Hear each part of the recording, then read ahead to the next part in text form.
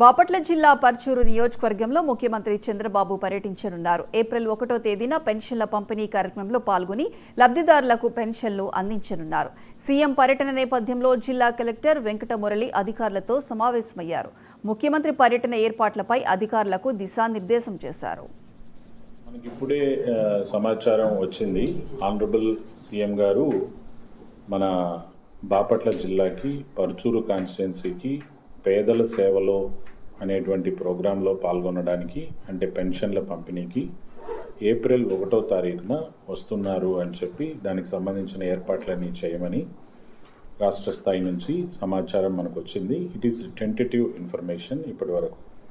దీన్ని మనకు 1-2 రోజుల్లో పూర్తి స్థాయి నిర్ధారణ జరుగుతుంది. బట్ ఆల్మోస్ట్ ఈ ప్రోగ్రాం ఉన్నట్టుగానే మనం భావించుకోవాలి.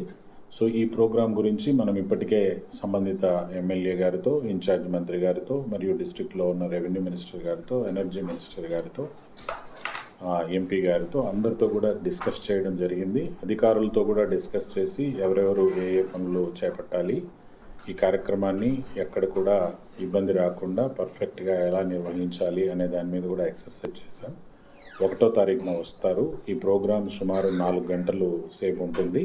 పర్చూరు కాన్స్టిట్యున్సీ అనేది నిర్ధారణ చేయడం జరిగింది. అందులో ఏ గ్రామము అనేది ఇవన్నీ కూడా మనం ఇంకా చేయాల్సి ఉంది.